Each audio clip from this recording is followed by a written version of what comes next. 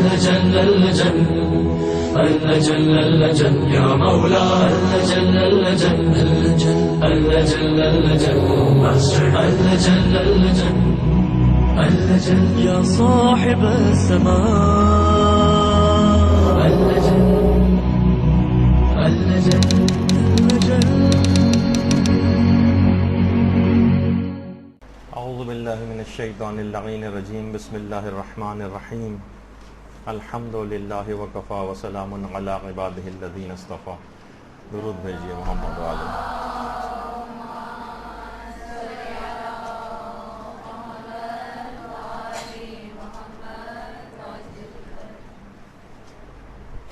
زیارات ایران کے سلسلے میں جو گفتگو ہماری چل رہی تھی وہ آج تیسرے مرحلے میں داخل ہو گئی ہے. اس کے بعد انشاءاللہ فقط ایک کلاس اس سلسلے میں اور باقی رہ گئی ہے. ابتداً فقط ایک کلاس میں اس پورے زیارات کو بیان کرنے کا ارادہ تھا، لیکن وہ بڑھتے بڑھتے معاملہ 4 درسوں تک پہنچ گیا. پچھلی بار بات یہاں تک پہنچی تھی، مسجد گوہر شاد کے متعلق کچھ باتیں بیان ہو رہی تھیں. ایک بات رہ گئی تھی. دیکھیے، بہت ساری چیزیں ایسی ہیں کہ جو عوام میں مشہور ہو جاتی ہیں، لیکن وہ اس طرح سے روایات کے اندر بیان نہیں ہوئی ہوتی. جیسے کہ مسجد گوہر شاد کا جو یہ ممبر ہے، اس کے متعلق عوام کے اندر ایک بات بہت زیادہ مشہور ہے. وہ یہ ہے کہ یہ ممبر امام زمانہ علیہ الصلوۃ والسلام کے لیے.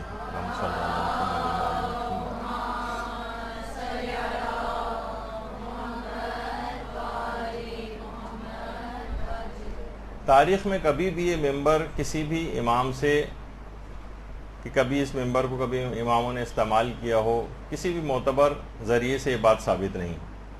البتہ بہت سی باتیں کیونکہ عوام کے اندر مشہور ہو جاتی ہیں، انہی میں سے اس کی بھی شہرت ہے کہ اس پہ امام زمانہ بیٹھ کے جو ہے وہ خطبہ دیں گے، یا یہ ان سے مخصوص ممبر ہے. اچھا، اب آ جائیے اس کے بعد ایک اور وہاں پر عام طور پر لوگ جاتے ہیں ایک جگہ زیارت کے طور پر. وہ یہ کہ امام کا دیکھیے ایک لقب ضامن آہو بھی ہے، لوگوں میں بہت زیادہ مشہور ہے. ضامن آہو، آہو ہرن کو کہتے ہیں. اور وہاں حرم سے ذرا سا ہی باہر نکلیں تو کتاب خانہ قدس رضوی جو ہے، آستان قدس رضوی کا جو کتاب خانہ ہے، لائبریری ہے، اس کے بالکل پیچھے باہر نکل کر اس سلسلے میں ایک باغ بھی ہے جو کہ اس واقعے سے مشہور ہے کہ یہاں پر ہی یہ ضامن آہو جس سے امام کا لقب پڑا جو واقعہ ہے وہ اس باغ ہی میں پیش آیا، جس کا ایک حصہ آج کل پریزرو کر لیا گیا ہے، ورنہ یہ باغ بہت بڑا تھا. اچھا، اب بہت سارے علماء نے اس واقعے کو لکھا ہے اور زیادہ تر اہل سنت کے منابع میں واقعہ پایا جاتا ہے. شیعہ علماء نے اس واقعے کو بہت سارے دیگر معصومین سے منسوب کیا ہے، اور امام رضا علیہ الصلوۃ والسلام سے بھی منسوب ہے. اللہم صلی علی محمد و آل محمد.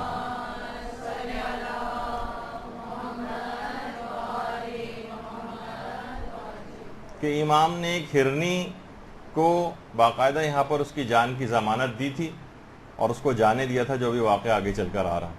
ہمارے علماء میں سے خاص طور پر شیخ صدوق نے عیون اخبار الرضا میں اس کو ایک یقینی واقعے کے طور پر لکھا ہے اور کسی شک و شبے کا اظہار نہیں کیا. اور علامہ مجلسی نے بھی اس واقعے کو قبر امام رضا علیہ السلام کی برکات میں سے قرار دیا ہے. اب اس کی اسناد اور اس کے اوپر بحث نہیں ہے فی الحال، کہ وہ واقعہ بڑا مشہور ہے جو آپ کا بھی سنا ہوا ہے کہ ایک شکاری تھا، اس باغ کے اندر شکار کے لیے آیا تھا، تو وہاں پر اس نے ایک ہرنی کا شکار کیا. اور جیسے کہ میں نے بتایا کہ یہ باغ ابھی بھی اس کا ایک حصہ لائبریری کے پیچھے ہے. تو وہ ہرنی اس کے بعد اتفاق ایسا تھا اس وقت کہ امام رضا علیہ السلام خود اسی باغ کے اندر موجود تھے. تو وہ ہرنی امام کے پاس طلب پناہ کے لیے گئی اور کہا کہ میرے بچے بھوکے ہیں، مجھے فقط اتنی اجازت دلوا دیں کہ میں ان بچوں کو، اپنے نوزائیدہ بچوں کو دودھ پلا کر پھر واپس آ جاؤں۔ اچھا، وہ اتنے میں وہ شکاری بھی وہاں پر پہنچ گیا اور پھر امام نے اس سے باقاعدہ ایک لحاظ سے درخواست کی کہ تم یا تو اس کو آزاد کر دو یا اس کو ایک مہلت دے دو، میں ضمانت دیتا ہوں کہ اپنے بچے کو دودھ پلا کر واپس آ جائے گی۔ اس شکاری نے کہا اگر یہ واپس نہیں آئی تو امام نے کہا کہ میں اس کی جگہ تم کو ایک اونٹ دوں گا، اونٹ۔ مان گیا۔ بہرحال وہ ہرنی گئی، بہت تفصیل سے واقعہ لکھا جاتا ہے لیکن بہت مختصر کر کے بیان کر رہا ہوں کہ ہرنی جاتی ہے، اپنے بچوں کو دودھ پلا کر وہ واپس آتی ہے، شکاری اس کا انتظار کر رہا ہوتا ہے اور اپنے بچوں کے ساتھ امام کی خدمت میں حاضر ہو جاتی، اپنے آپ کو شکار کے لیے پیش کرنے کے لیے۔ تو شکاری شرمندہ ہو کر رونے لگتا ہے کہ میں انسان ہو کر اتنا ظالم ہوں۔ اس وقت پھر وہ ہرنی آزاد ہو کر، بہرحال آزاد کر دیتا ہے، وہ چھوڑ دیتا ہے اسے، ہرنی آزاد ہو کر خوشی خوشی اپنے بچوں کے ساتھ جنگل میں واپس سے لی جاتی۔ امام بھی اس واقعے سے بہت خوش ہوئے اور شکاری کو انعام و اکرام سے نوازا۔ اس پہ بہت سارے افراد بہت سے کچھ شکوک و شبہات کا بھی اظہار کرتے ہیں، یہ کیسے ممکن ہے ہرنی آئے آ کر بات چیت کرے امام سے، حالانکہ خود اگر ذرا سا بھی قرآن کو اگر وہ پڑھ لیں تو اس کے اندر خود چیونٹی کے مکالمات کے جانور بھی کس طرح سے کلام کرتے ہیں۔ نبی خدا سے حضرت سلیمان سے کس طرح سے چیونٹی نے جو ہے وہ کلام کیا، اور چیونٹی کے خود کلام جو قرآن کے اندر بھی نقل ہوا، جو اس نے دیگر چیونٹیوں سے کہا تھا کہ چیونٹیوں اپنے اپنے گھروں کے اندر داخل ہو جاؤ، ایسا نہ ہو کہ سلیمان اس کا لشکر تمہیں روند ڈالے۔ یہ باقاعدہ قرآن نے چیونٹی کے جذبات کا اظہار، چیونٹی کے ان الفاظ کا، کہ بہرحال تو یہ اگر اس طور پہ کوئی شکوک و شبہات ڈالیں لوگ تو یہ قابل اعتنا نہیں۔ اور کتنے ہی ایسے روایات ہیں جس کے اندر امام وقت کا اور رسول اسلام کا جانوروں سے کلام کرنا ثابت۔ اتنے زیادہ واقعات ہیں کہ باقاعدہ کئی دروس اس پہ ہو سکتے ہیں، کئی کتابیں اس موضوع کے اوپر لکھی جا سکتی ہیں اور لکھی جا چکی ہوں گی۔ تو بہرحال تو جانوروں کے اندر بھی دیکھیے یہی جذبات ہوتے ہیں، ممتا کے جذبات ہوتے ہیں۔ کتنے آپ نے اس وقت ڈاکومنٹریز اور پریزنٹیشنز اور یہ سب کچھ دیکھی ہوں گی ٹی وی پر بھی، کہ اس کے اندر ان سب چیزوں کے، جانوروں کے اندر بھی جذبات پائے جاتے ہیں۔ بہرحال اس پورے واقعے کے اندر پیغام یہ ہے کہ انسان تو چھوڑیے، جانوروں سے بھی ہمدردی اسلام کو کتنی زیادہ مطلوب ہے۔ تو یہ باغ ضامن آہو، اس کی جو زیارت ہے یہ مومنین کے لیے وہاں پر فقط یہ نہیں کہ آپ گئے اور ایک باغ دیکھ کر آ جائیں، پیغام یہ ہے کہ تمام مومنین کے لیے سلامتی کا پیغام بن جائے۔ جب جانوروں کے اوپر اتنی رحم دلی اسلام سکھاتا ہے تو ایک مومن کو دوسرے مومن کے لیے کتنا زیادہ اپنے آپ کو پیش کرنا چاہیے، اس کی خدمت کے لیے، اسے کام آنا چاہیے۔ امام ضامن بن گئے تھے اس ہرنی کے لیے، تو آپ بھی بہت سی چیزوں میں مومنین کے ضامن بن سکتے ہیں۔ آج کل لوگوں نے یہ بھی کرنا چھوڑ دیا، ٹھیک ہے فراڈ بہت زیادہ ہونے لگے ہیں، لیکن بہرحال لوگ اگر برائی نہیں چھوڑ رہے تو آپ بھلائی بھی نہ چھوڑیں۔ بہت سے ایسے مقروض ہوتے ہیں کہ جن کے آپ ضامن بن سکتے ہیں۔ معلوم ہے کہ آدمی چیٹر نہیں ہے، پھنس گیا ہے، قرضہ لینا چاہتا ہے، آپ کا نام مثلا اس میں لکھوانا چاہتا ہے اور کسی بڑے اس کے اندر نقصان میں آپ کے پھنسنے کا امکان بھی نہیں ہے، تو آپ ضامن بن سکتے ہیں۔ بہت سارے لوگ آپ سے آ کر ضمانت لیتے ہیں، اپنی بیٹی کی شادی کرنا چاہتے ہیں، آپ ضمانت لیتے ہیں، شخص صحیح ہے، آپ ہمیشہ سے اس کو جانتے ہیں، 20 25 30 سال سے واقفیت ہے پورے خاندان کی، آپ بظاہر کوئی خرابی نظر نہیں آتی، آپ ضامن بن سکتے ہیں، بھائی میں ضمانت لیتا ہوں انشاءاللہ کوئی ایسی بات نہیں ہوگی، ورنہ تو جو نہیں بھی لیتے تو لڑائی ہنگامے تو بعد میں ویسے ہی ہوتے رہتے ہیں۔ تو بہرحال کتنے ایسے افراد ہیں جن کے بیچارے جو قید ہو جاتے ہیں، اس میں کوئی ان کو ضمانتی نہیں ملتا ہے، آپ ضامن بن سکتے ہیں۔ تو بہرحال باغ ضامن آہو کا پیغام یہ ہے کہ جس قدر بھی ممکن ہو سکے مومنین کے کام آیا جائے۔ دوسری بات ایک اور یہ بھی ہے کہ دیکھیے ہم لوگ سب کے سب گناہوں کی قید میں، اور امام سے زیادہ کوئی ضمانتی ایسا نہیں ہے جو ہمیں اس قید سے رہائی دلوا سکے اور اس عذاب جہنم سے رہائی دلوا سکے۔ تو آپ وہاں جا کر انسان یہ دعا کرے اور باقاعدہ امام سے کہے کہ مولا آپ جو ہے ہمارے ضمانتی بن جائیں کہ خدا ہمیں آتش جہنم سے محفوظ فرما دے۔ تو بہرحال یہ تمام چیزیں ایسی ہیں کہ اس کو دماغ میں رکھنا چاہیے کہ جس جگہ بھی زیارت کے لیے جائیں اس جگہ کا خاص پیغام ہے. وہ پیغام اگر پورا نہ ہو تو سوائے کہ آپ گئے اور وہاں سے سیر کر کے گھوم کر واپس آ گئے کوئی اور فائدہ اٹھا نہ پائیں گے. پھر حرم کے اندر ہی جو بہت ساری چیزیں ہیں وہاں پر ایک خاص میوزیم بھی ہے اور وہاں پر بھی ضرور جانا چاہیے. اس کے اندر بہت پرانی اس طرح کی جو ہے وہ چیزیں ہیں, بہت پرانی زرعی ہیں کہ جو کہ ابتداً امام کی قبر کے اوپر لگائی گئی تھیں, کچھ جو ہے لوہے کی بنی ہوئی تھیں اور کچھ کسی انداز کی, تو وہ بھی تاریخی لحاظ سے بہرحال دیکھنے کی چیزیں ہیں. اور انسان واقعی دیکھے کہ بہت ساری کوئی بھی چیز ہمیشہ رہنے والی نہیں ہوتی, ان سے منسوب ہو کر متبرک ہو گئی ہے, لیکن بہرحال آج کل وہ تمام چیزیں میوزیم کے اندر رکھی گئی ہیں. اس میں بہت پرانی روضے کی تصاویر بھی ہیں, اس لحاظ سے بھی اگر آپ دیکھیں تو بہت اچھا ہوگا. اچھا, اسی طرح سے وہاں پر بہشت رضا کے نام سے قبرستان بھی ہے, قبرستان بہشت رضا کے نام سے, اور نہ جانے کتنے ہی علماء اور شہداء اور صالحین اور عام افراد اس قبرستان کے اندر دفن ہیں. دیکھیے قبرستان کا بھی یہی پیغام ہے کہ دیکھیے کتنی شخصیات ایسی جو اپنے آپ کو سوچتے تھے کہ ہم اس دنیا میں اور سسٹم کے اندر ناگزیر ہیں, ہمارے بغیر کوئی چیز چل نہیں سکتی, وہ سارے قبرستانوں کی آج زینت بنے ہوئے نظر آتے ہیں. تو قبرستان بھی جسٹ ایک وزٹ کرنے کی چیز نہیں ہے, بلکہ وہاں پہ انسان حاصل کرے اس بات کو جا کر کہ کل کو میں بھی نہیں ہوں گا, کتنا ہی میں با اثر ہوں, کتنا ہی میرے پاس بڑا عہدہ ہے, کتنی ہی تمام چیزیں ہیں, لیکن ایک دن بالآخر ایسا آئے گا کہ میں نہیں رہوں گا. تو بہرحال لوگ بھی امام خمینی کے پاس آتے تھے اور آ کر ترکیب پوچھتے تھے کہ آخر آپ جو اتنا بڑا انقلاب لے کر آئے ہیں اس کی ترکیب کیا ہے, ہم بھی اپنے ملک کے اندر ایسا انقلاب لے کر آنا چاہتے ہیں. بہت سی اسلامی تنظیمیں کے سربراہ امام خمینی کے پاس پہنچتے تھے. یہ آج کل کی طرح کے انقلاب نہیں جن کو مخملی انقلاب جو زیادہ کہا جاتا ہے, ویلویٹ ریولوشن, کہ کرنا کرانا اس کے اندر کوئی خاص نہ قربانی ہے, نہ کچھ ہے, نہ اپنے گھر والوں کی قربانی ہے, نہ کسی بھی اعتبار سے, اور سوچتے ہیں کہ ایک انقلاب لے آیا جائے. تو بہرحال راہ خدا میں بعض اوقات خالصتاً خدا کی نیت سے خون بھی دینا پڑتا ہے. تو امام خمینی کہتے تھے کہ جاؤ اور ان کو بہشت رضا لے کر جاؤ یا بہشت زہرا لے کر جاؤ, اور جا کے ان کو ہمارے شہداء کی قبور دکھاؤ کہ انقلاب کس طرح سے آیا کرتے ہیں, اس کے لیے کتنی قربانیاں دینا پڑتی ہیں. اس میں ترکیب فقط یہ ہے کہ راہ خدا میں انسان قربانی دینا سیکھے. تو دیکھیے شہادتوں کے سلسلے میں بھی ایک بات دماغ میں رہنی چاہیے کہ اس سلسلے میں مایوس ہونے کی کوئی ضرورت نہیں. زیادہ تر ہمارے ہاں ہم یہ دیکھتے ہیں کہ جتنی شہادتیں ہوتی ہیں اس سے لوگوں میں مایوسی بڑھتی.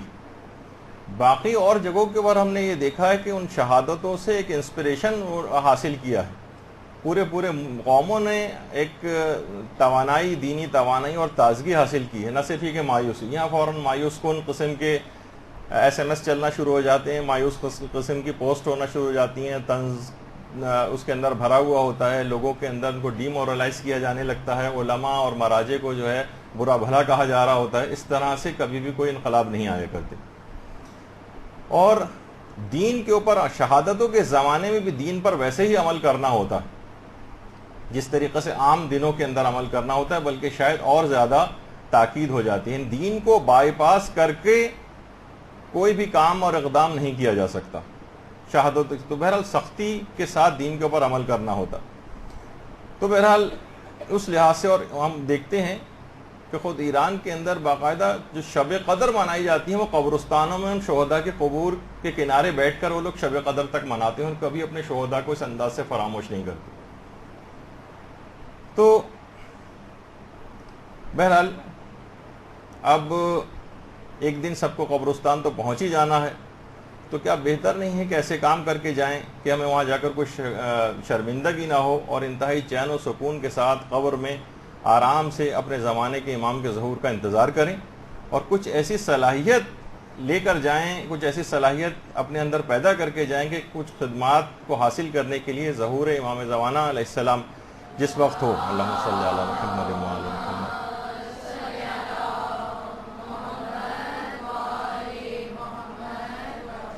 اس کے بعد کسی اگر قابل ہوئے تو اس قابلیت کی بنا پر قبر سے اٹھایا جائے.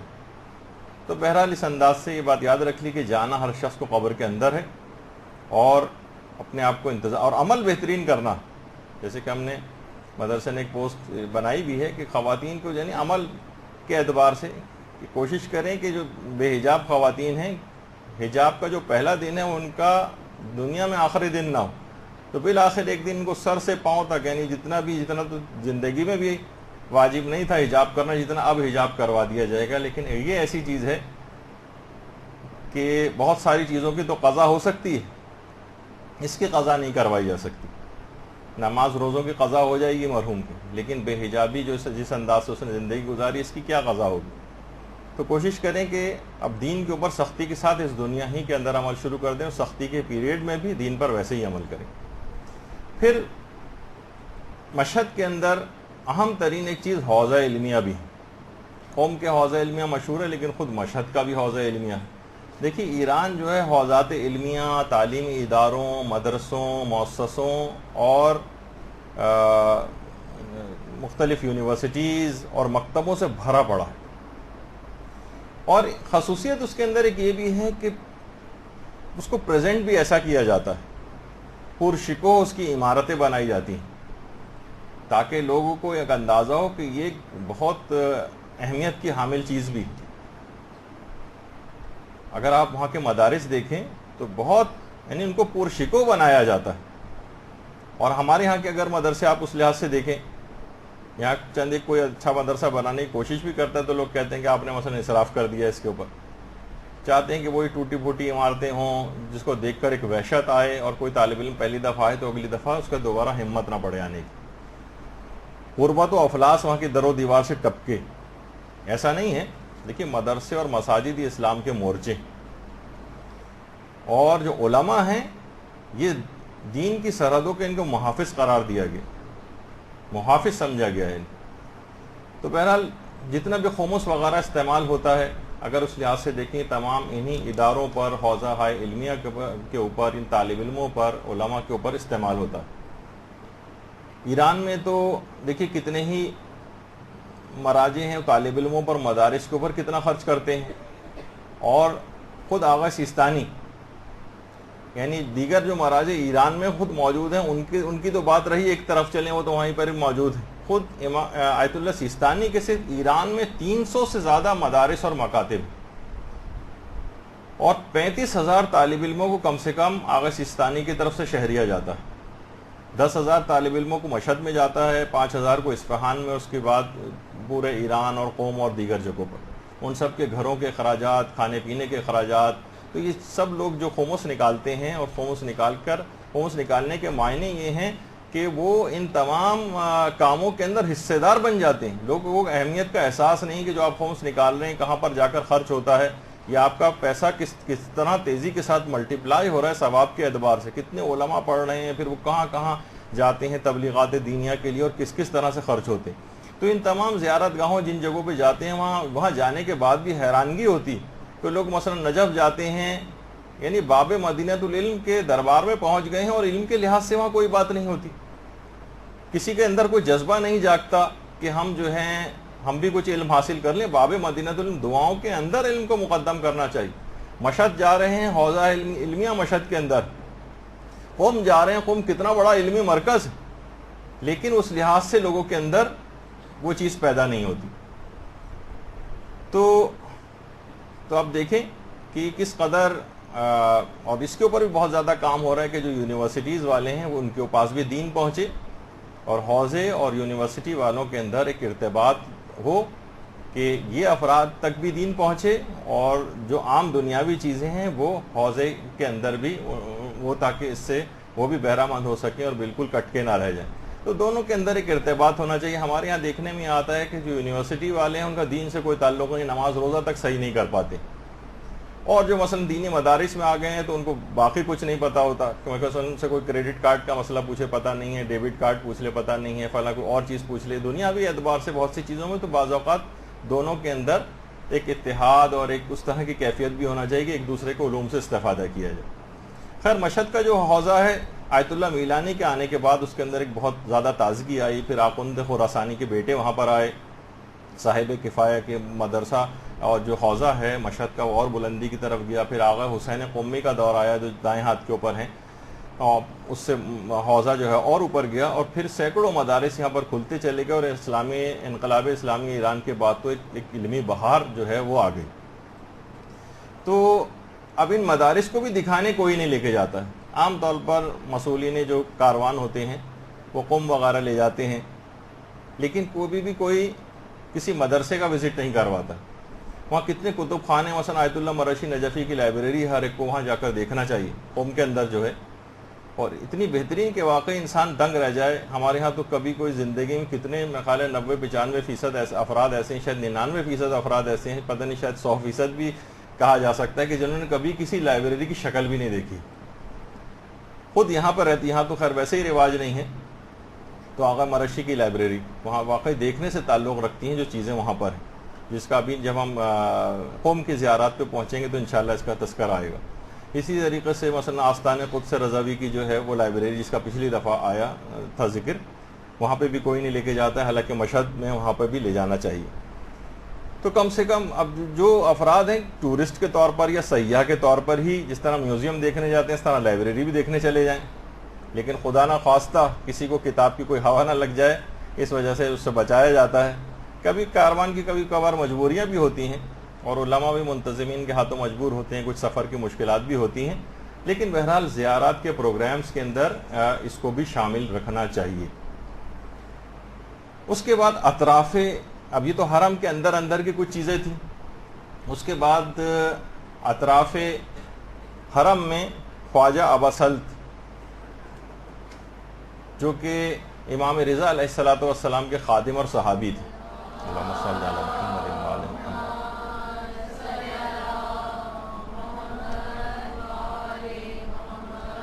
عبدالسلام بن صلاح ابا سلط حروی، ان کی قبر کی زیارت کے لیے بھی لے جایا جاتا ہے۔ یہ ان کی قبر مبارک ہے۔ امام کے انتہائی مقرب اور ہمراز صحابی تھے، مدینے میں پیدا ہوئے تھے، والد البتہ ان کے خراسان کے تھے، اور ہرات جو ہے وہ خراسان کا ہی کا ایک گاؤں تھا، اس مناسبت سے ان کو ابا سلط حروی کہا جاتا ہے۔ ان کی زندگی کا جو سب سے بڑا مقصد تھا، دیکھیے جب بھی آپ کیا معرفت، صرف ورنہ صرف آپ اس ذریعے کو دیکھ کر واپس آ جائیں گے، اگر کچھ پتہ ہی نہ ہو کسی کو کہ ابا سلط تھے کیا، ان کو یہ مقام کیوں ملا، ان کی قبر پہ لاکھوں زائرین ہر سال کیوں آتے ہیں۔ ان کی زندگی کا جو سب سے بڑا مقصد تھا وہ رسول اور اہل بیت کی احادیث کی جمع آوری تھا۔ پیغمبر اسلام اور اہل بیت کی احادیث کی جمع آوری سب سے بڑا ان کا مقصد تھا، اور یہی ان کی قبر کی زیارت کا ایک پیغام بھی۔ چلیں اب تمام احادیث جمع ہو چکی ہیں اور جمع ہو کر کتابوں کی صورت میں آپ کے سامنے موجود ہیں۔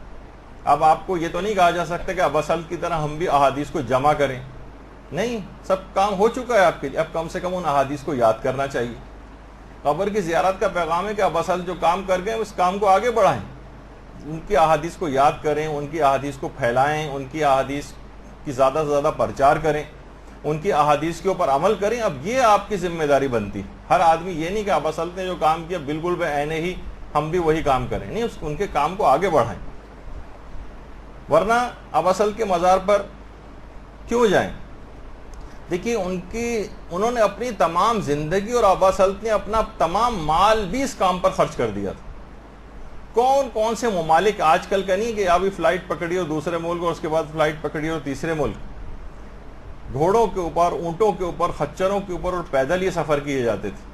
احادیث کی جمع آوری کے لیے شام گئے، روایات میں ملتا ہے کہ حجاز گئے، یمن گئے، عراق گئے، کوفہ گئے، اور جو ہے وہ بصرہ گئے، اور خراسان، اور پھر نیشاپور، اور پھر ہرات، عمر کے آخری حصے میں پھر نیشاپور کو اپنا وطن بنایا تھا۔ تو ابا سلط کا جو مزار نیشاپور میں ہے، اطراف حرم کی زیارت میں یہاں پہ لے جایا جاتا ہے۔ تو خود اگر ابا سلط کو دیکھیں کہ ابا سلط امام کے خادم تھے، لیکن اس طرح کے خادم نہیں تھے جس طریقے سے عام طور پر ہوتا ہے کہ غلام اور کنیز جس طرح سے ہوتے ہیں، یعنی کوئی یہ غلام یا زرخرید نہیں تھے، بلکہ اپنی رضا اور رغبت سے، اپنی لگاؤ اور محبت سے خادم امام ہونے کی سعادت انہوں نے حاصل کر لی تھی، اور امام کی نوکری قبول کر کے گویا دنیا اور آخرت کی بادشاہت کو پا لیا تھا۔ اور 7ویں امام سے، 8ویں امام سے، 9ویں امام سے انہوں نے فیض پایا، بلکہ امام حسن عسکری علیہ الصلوۃ والسلام کے دور تک کو بھی دیکھا. اللہم صلی علی محمد.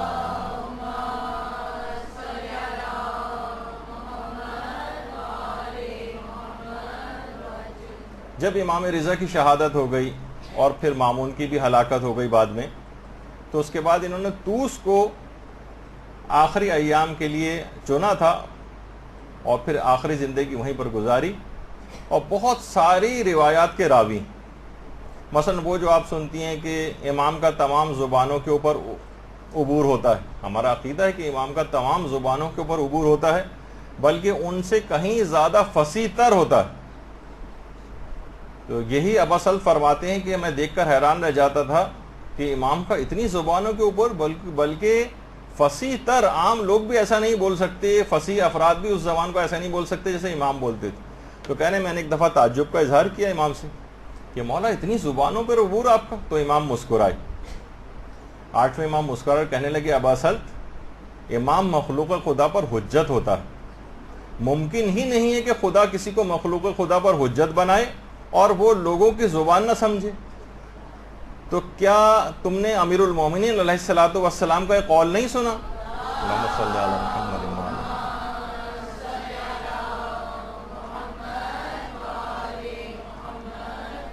کہ ہمیں فصل الخطاب عطا ہوا ہے. فصل الخطاب، کیا اس کا مطلب لوگوں کی زبانوں کے جاننے کے علاوہ بھی کچھ اور ہے؟ امام نے سوال کیا ابا سلط سے. اور یہ وہی ابا سلط ہیں کہ جن سے حرز امام رضا علیہ الصلوۃ والسلام بھی مروی. ابا سلط کہتے ہیں کہ ایک دفعہ میں امام کے گھر میں موجود تھا تو اچانک سے کسی نے زوردار طریقے سے دروازہ پیٹنا شروع کر دیا. میں نے دروازہ کھولا تو دیکھا کہ بادشاہ کا قاصد آیا ہوا ہے، ہارون کا، اور انتہائی غصے میں، اور دروازہ اس طرح سے گویا کہ دروازے کو توڑ ڈالے گا، اس طرح سے دروازہ پیٹ رہا تھا. میں نے دروازہ کھولا، اس کو سلام کیا، اس نے سلام کا جواب بھی نہیں دیا اور سینے پر ہاتھ مار کے دھکا دے کے اندر داخل ہو گیا اور پوچھا کہ امام کے متعلق کہ وہ کہاں ہیں. تو امام اس وقت گھر کے صحن کے اندر تشریف فرما تھے اور اندر گیا اور جا کر بدتمیزی سے کہنے لگا کہ امیر المومنین ہارون نے آپ کو بلایا ہے. امام نے کہا کہ اچھا تم جاؤ، میں ابھی آتا ہوں. چلا گیا قاصد. ابا سلط کہہ رہے ہیں میں بہت زیادہ پریشان ہو گیا کہ ہارون بھی اتنے زیادہ غصے میں ہے، کہیں امام کو کوئی نقصان نہ پہنچائے. امام نے فرمایا کہ ابا سلط گھبراؤ نہیں، کچھ کلمات ہیں جو ہمارے جد امجد رسول اللہ سے ہم تک پہنچے. اللہم صلی علی محمد.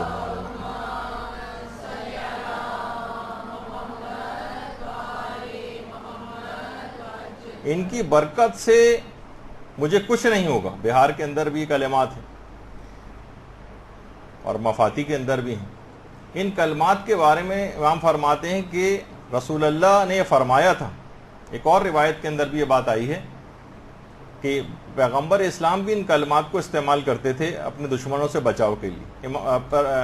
رسول اسلام فرماتے تھے کہ اگر ابو جہل اب بھی میرا بال بیکا نہیں کر سکے گا، اگر ابو جہل نے میرا بال کوئی بیکا کیا تو سب لوگوں کے سامنے گواہی دے دینا کہ میں پیغمبر خدا نہیں ہوں.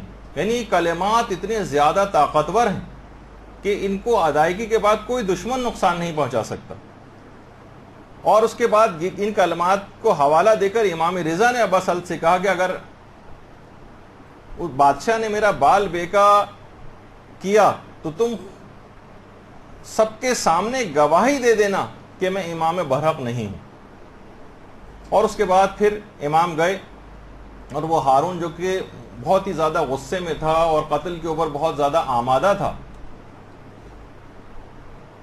امام جیسے اندر داخل ہوئے تو امام یہ کلمات پڑھتے ہوئے گئے. اچھا اب ان کلمات کا ترجمہ دیکھیں اور اس لحاظ سے ایک پیغام بھی ہے آپ سب لوگوں کو کہ سب کو ان کلمات کو زبانی یاد کر لینا چاہیے، بچوں کو یاد کروانا چاہیے، کیونکہ ان کے الفاظ ہی دیکھیں کتنے زیادہ ایسے سٹرونگ ہیں کہ امام یہ جو کہتے ہوئے گئے، شروع کرتا ہوں اللہ کے نام سے جو بڑا مہربان اور نہایت رحم کرنے والا ہے. شروع کرتا ہوں اللہ کے نام سے، میں تجھ سے خدا کی پناہ چاہتا ہوں، چاہے تو با تقویٰ ہو یا بے تقویٰ ہو. خدا کی مدد سے میں تیرے کان اور تیری آنکھوں کو بند کر رہا ہوں. تیرے پاس مجھ پر تسلط حاصل کرنے کا کوئی راستہ نہیں، نہ میرے کانوں پر، نہ میری آنکھوں پر، نہ میرے بالوں پر، نہ کھال پر، نہ گوشت پر، نہ خون پر، نہ دماغ پر، نہ اعصاب پر، نہ میرے مال پر، نہ ہی میرے رزق پر کہ جو خدا نے مجھ کو عطا کیا ہے۔ میں اپنے اور تیرے درمیان ایک پردہ ڈال رہا ہوں، ایسا پردہ جو نبوت کا پردہ ہے، یعنی وہ پردہ جس کو انبیاء نے فرعون جیسے ظالم اور جابر بادشاہوں کے حملوں سے بچنے کے لیے اپنے اور ان کے درمیان ڈالا تھا۔ اور اس کے بعد اگلا جملہ ہے کہ دانی جانب سے جبرائیل، بائیں جانب سے میکائیل، پیچھے سے اسرافیل، سامنے سے حضرت محمد مصطفیٰ، اللہم صلی علی محمد وعلی محمد۔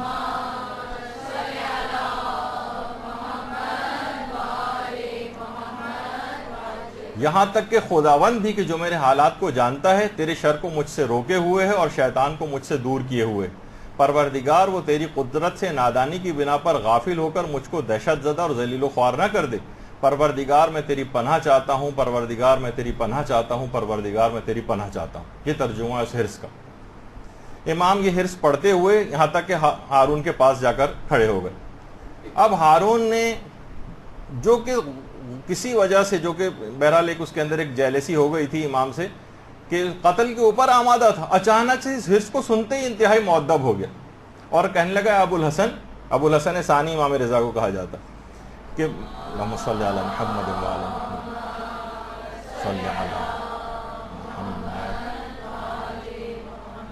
میں نے خزانچی کو حکم دیا ہے کہ آپ کو جاتے وقت 1,00,000 درہم دیے جائیں اور آپ اپنی اور اپنے گھر والوں کی ضروریات کی ایک فہرست مجھے مرتب کر کے فراہم کر دیں، میں ان کو پورا کروں گا۔ اچھا، پھر کچھ دیر باتیں ہوئیں، پھر جب امام رخصت ہونے لگے تو ہارون نے اوپر سے نیچے امام کو دیکھا اور بڑبڑاتے ہوئے کہنے لگا کہ میں نے کچھ ارادہ کیا تھا، اللہ نے کچھ اور ارادہ کیا تھا، خدا ہی کا ارادہ زیادہ بہتر ہوتا ہے اور وہی انجام بھی پاتا ہے۔ یعنی وہ کچھ کر نہیں سکا حرص کو کرنے کے بعد۔ اس حرص کو باقاعدہ شیخ عباس قمی نے اپنی کتاب منتہی الاعمال فصل نمبر 5 ہے، اس کی 10واں باب ہے، اس کے اندر اس کو نقل کیا ہے۔ اس کے علاوہ مفاتیح الجنان کے اندر بھی یہ ہے، اور یہ ضرور لوگوں کو اس کو لینا چاہیے، بچوں کو یاد کروانا چاہیے، روزانہ کی بنیاد پر خود بھی پڑھنا چاہیے۔ مفاتیح بھی اب لوگوں کے، بلکہ جو موبائل فون ہے اس کے اندر ایپس وغیرہ کے اندر اس کو مفاتیح کو بھی ڈلوا لیں، کیونکہ عام طور پر دیکھنے میں آیا کہ وہ موٹی موٹی مفاتیحیں لوگوں کو پڑھنے سے مانع ہونے لگی ہیں۔ تو ٹھیک ہے، جب یہ سب چیزیں موجود ہیں تو ان ایجادات کا استفادہ ویسا کرنا چاہیے۔ اور سب کو پھر پتہ چل گیا تھا کہ امام نے ایسا کوئی حرص پڑھا ہے، کوئی تعویذ یا کوئی ایسی دعا تھی امام کے پاس۔ تو امام کی شہادت کے بعد جب مامون نے بہت بعد میں ابا سلط کو بلایا تھا اور کہا تھا کہ بتاؤ کہ اس وقت 8ویں امام نے کون سے الفاظ جو ہے وہ پڑھے تھے، میں ان الفاظ کو سیکھنا چاہتا ہوں۔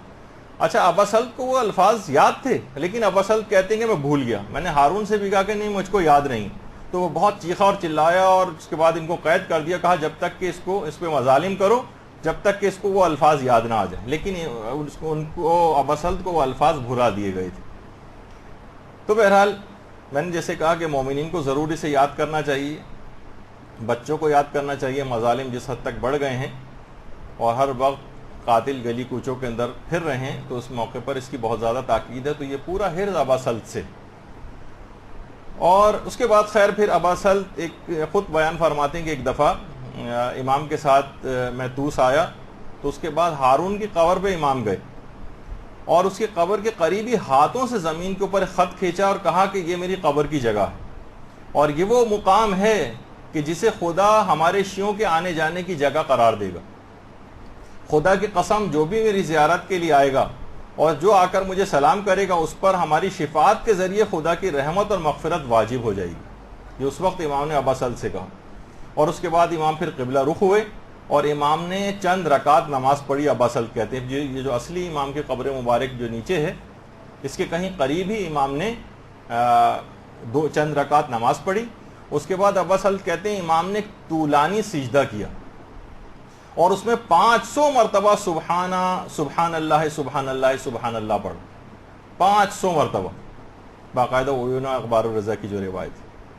اسی طرح سے ابا سلط سے وہ مشہور روایت بھی ہے جو کہ خاطرات ابا سلط ہراوی کہلائی جاتی۔ خاطرات یعنی جو مشاہدات ہیں، کچھ ایکسپیرینسز جو ابا سلط کو ہوئے تھے امام کے ساتھ، ان کو نقل کیا گیا۔ خاطرات ابا سلط ہراوی کے نام سے کتابیں بھی ہیں باقاعدہ۔ اگرچہ یہ جو روایت آپ کے سامنے پیش ہو رہی ہے، اگرچہ یہ براہ راست ابا سلط نے امیر المومنین سے روایت کی ہے، لیکن علماء فرماتے ہیں کہ اسے یقیناً ابا سلط نے امام رضا سے صحیح سے سنا ہوگا کہ امیر المومنین علی ابن ابی طالب علیہ الصلوۃ والسلام فرماتے ہیں،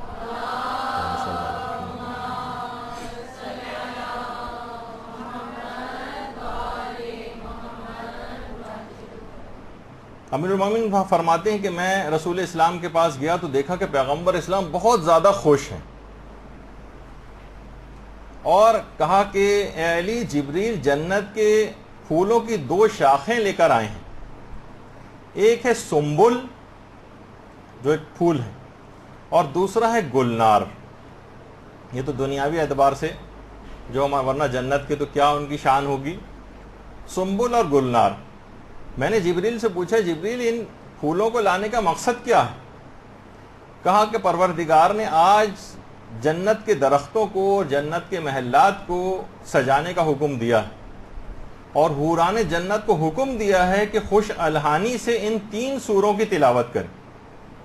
ایک تو سورہ شورا جو کہ حام میم عین سین قاف سے شروع ہوتی ہے، 42واں سورہ جو ہے، اور دوسرا سورہ یاسین 36واں سورہ، اور سورہ طٰہٰ جو کہ 24واں سورہ۔ پروردگار نے حکم دیا ہے حوران جنت کو کہ ان 3 سوروں کی خوش الحانی کے ساتھ تلاوت کریں، اور کیونکہ آج کے دن اللہ نے فاطمہ کی علی سے شادی طے کر دی،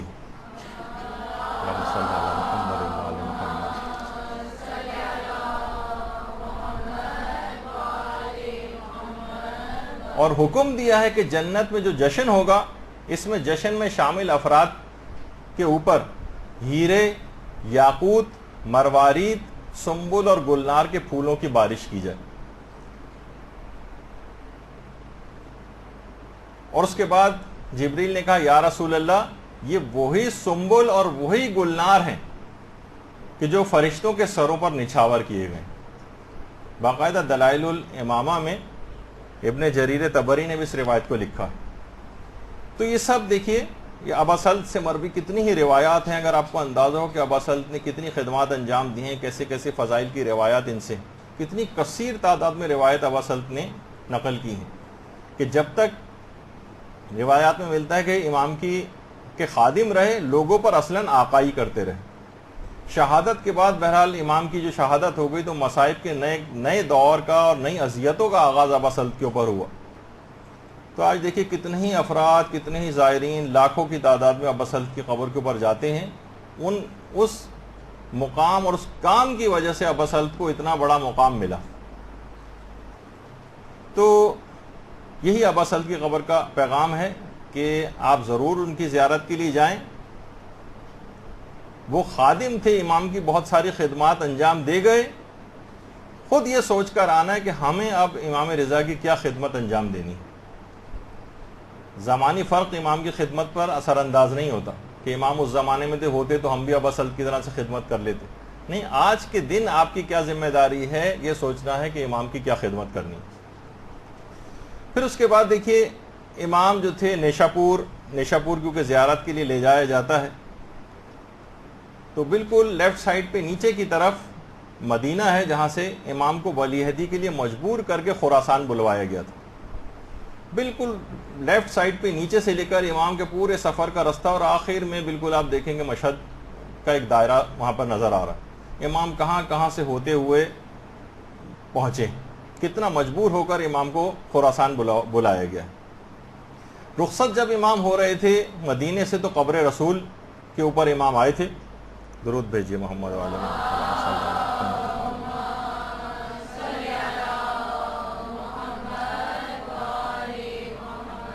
اور زارو قطار گریہ کیا تھا۔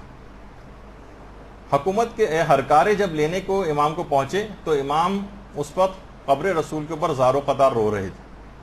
بہت سارے شیعہ بھی آئے۔ امام نے کہا اس وقت مجھے تم تنہا چھوڑ دو، تم دیکھ رہے ہو کہ مجھے میرے جد کے جوار سے نکالا جا رہا، اور مجھے اب عالم غربت ہی میں موت آ جائے گی، اور مجھے ہارون کے پہلو میں دفن کیا جائے گا۔ اور امام جب خراسان کی طرف جا رہے تھے تو مدینے سے پہلے امام مکے گئے ہیں، وہاں پر ایک عمرہ ادا کیا ہے۔ امام کے ساتھ اس سفر میں امام محمد تقی علیہ الصلوۃ والسلام بھی تھے۔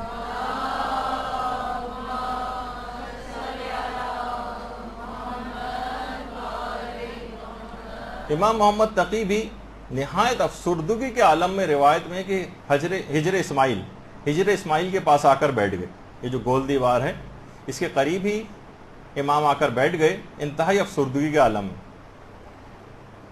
امام رضا کے خادمین آئے اور کہا کہ مولا چلیے، امام نے انکار کر دیا، یہاں تک کہ امام رضا خود امام محمد تقی کے پاس آئے کہ بیٹا چلو۔ کہا کہ بابا میں کیسے اٹھوں کہ اب کبھی خانہ خدا دوبارہ دیکھنا نصیب نہیں ہوگا۔ بہرحال اس کے بعد پھر امام نیشاپور پہنچے، اور کتنے اب تو آپ نے بہت سارے اس کے اوپر فلم بھی بن چکی ہیں۔ امام کی نیشاپور آمد، علماء اور فقہا کا ایک ہجوم آ کر جمع ہو گیا، تکبیر و تحلیل کی آوازیں بے تحاشا وہاں پر بلند ہونے لگی اور ایک کوہرام برپا ہو گیا۔ علماء احادیث کو فرمائش کرنے لگے امام کے پاس آ کر کہ کوئی حدیث رسول بیان کرے یا کوئی حدیث بیان کرے۔ اس کے بعد امام نے ایک حدیث بیان کی، اس حدیث کو 20,000 افراد سے زائد افراد نے نقل کیا۔ خود امام احمد ابن حنبل جو اہل سنت کے امام ہیں فقہی، کہ اگر کسی دیوانے کے اوپر بھی وہ پڑھ دی جائے تو وہ دیوانہ بھی ٹھیک ہو جائے۔ وہ 2 احادیث ہیں جن کو سلسلۃ الذہب کہا جاتا ہے، سونے کا سلسلہ، اور باقاعدہ امام نے وہ حدیث بیان کی۔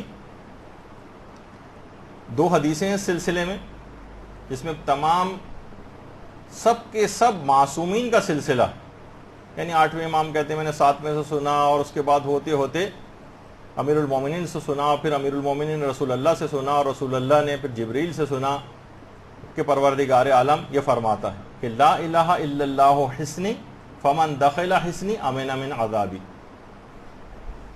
کہ لا الہ الا اللہ میرا قلعہ ہے، جو اس قلعے میں داخل ہو گیا وہ عذاب خدا سے اس نے امان پائی۔ اس کے بعد تھوڑا سا سواری آگے بڑھی، اور اس کے بعد پھر امام نے محمل سے اپنے سر کو باہر نکالا اور کہا کہ اما بشروطہا و انا من شروطہا، یہ کلمہ لا الہ الا اللہ عذاب سے نجات دلاتا ہے، لیکن یہ کچھ حدود و قیود اور شرائط رکھتا ہے، جس میں سے ایک شرط میں ہوں۔ درود بھیجیے محمد و آل محمد۔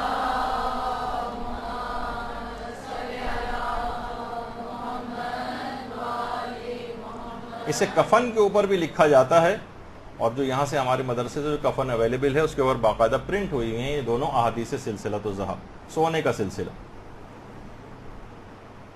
اور دوسری حدیث بھی ہے جو اسی سلسلے میں ہے کہ ولایت علی ابن ابی طالب حسنی فمن دخل حسنی امن من ناری، کہ ولایت علی ابن ابی طالب میرا قلعہ ہے، جو اس قلعے میں داخل ہو گیا وہ عذاب جہنم سے اس نے امان پائی۔ درود بھیجیے محمد صلی اللہ علیہ وسلم۔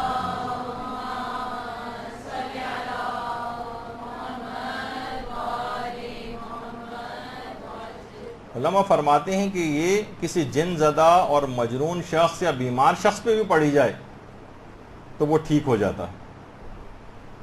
اور بہار میں بھی ہے، اور اخبار الرضا میں بھی ہے، صحیفۃ الرضا میں بھی نقل کیا گیا ہے اس سے کہ عبد الرحمن ابن حاتم رازی ایک راوی ہیں، وہ کہتے ہیں کہ میں نے دیکھا کہ ایک دیوانہ زمین کے اوپر پڑا ہوا تھا، اور اس کے ناک اور منہ سے غلاظتیں اور رطوبتیں باہر آ رہی تھیں۔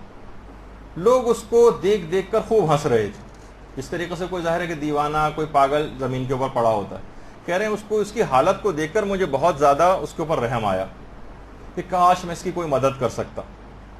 کہہ رہے ہیں مجھے فوراً یاد آیا کہ ابا سلط نے امام رضا سے مروی اسناد کا کچھ ذکر کیا تھا کہ وہ حدیث مائع اسناد کی اگر کسی دیوانے پر بھی پڑھ دی جائے تو اس کی دیوانگی ختم ہو جاتی، اور میں یہ سوچتا تھا کہ کیسے ممکن ہے کہ بغیر کسی دوا کے کسی دیوانے کی دیوانگی ختم ہو جائے۔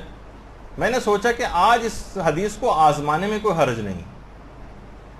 میں نے کہنے کہ میں نے اس پوری حدیث کو بمائع اسناد، دیکھیے بہت سے لوگوں نے، میں نے اس سے پہلے بھی ایک دفعہ جب کلاس ہوئی تھی سامان سفر آخرت بیگ کے سلسلے میں، تو اس وقت بھی کہا تھا کہ گھروں میں یہ اتنی بابرکت حدیث کے اسناد کے ساتھ اس کو باقاعدہ گھروں میں لگانا چاہیے، کہہ رہے میں نے بامائے اسناد کے اس حدیث کو اس دیوانے کے پاس بیٹھ کے پڑھا اور میں حیران رہ گیا کہ اچانک سے وہ دیوانہ اٹھ کر بیٹھ گیا اور سب لوگوں کے اوپر ایک عاقلانہ نگاہ ڈالی، ان کی حرکتوں پر تعجب کا اظہار کیا، مجمع کے اوپر سناٹا چھا گیا۔ وہ کھڑا ہوا اور لباس سے مٹی جھاڑ کر عاقلوں کی طرح سے مجمع سے باہر نکل کر چلا گیا اور مکمل صحتیاب اسی وقت ہو گیا۔ اللہم صلی علی محمد۔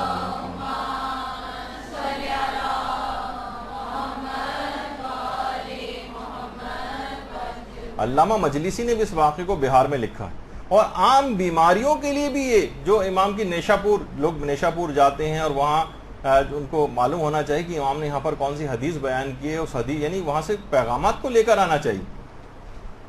عام بیماریوں کے لیے مجرب شیخ علی دہنین جو عرب دنیا کے ایک عالم ہیں، ان کا ایک واقعہ بڑا مشہور ہوا ہے کہ ایک بچی تھی 4 سال کی، جو اس وقت بھی میں نے پڑھا تھا، سامان سفر آخرت بیگ والی کلاس کی، دوبارہ سن لیجئے اب تو موقع ہے اس کا، کہ بالکل جس کے گردے مکمل ناکارہ ہو گئے تھے، بالکل رینل فیلئر، اس کا بلڈ پریشر بہت زیادہ بڑھا ہوا تھا اور ہیموگلوبن بہت زیادہ کم تھا اور پلیٹلیٹس بہت زیادہ کم ہو گئے تھے، آئی سی یو کے اندر تھی، ڈائلائسس شروع ہو چکا تھا، گردوں اور خون کی صفائی کا مرحلہ، مرنے کے بالکل قریب پہنچ گئی تھی۔ تو اس کے بچی کے جو گھر والے تھے ان کے شیخ علی دہنین سے کافی تعلقات تھے، وہ خود آئے آئی سی یو میں اور بچی کے سرانے کھڑے ہو کر یہ دونوں احادیث جو حدیث سلسلۃ الذہب، یہ 2 بار اس کے سرانے کھڑے ہو کر پڑھی اور اس بچی کے اوپر پھونک ماری۔ اس طرح 3 دن تک شیخ علی دہنین آتے رہے وہاں پر، اور بفضل خدا بچی چند دنوں میں ہی آئی سی یو سے جنرل وارڈ اور اس کے بعد پھر چند ہی دنوں میں مکمل صحتیاب ہو کر گھر چلی گئی، جس کے بچنے کا کوئی امکان نہیں تھا۔ اللہم صلی اللہ علیہ وسلم۔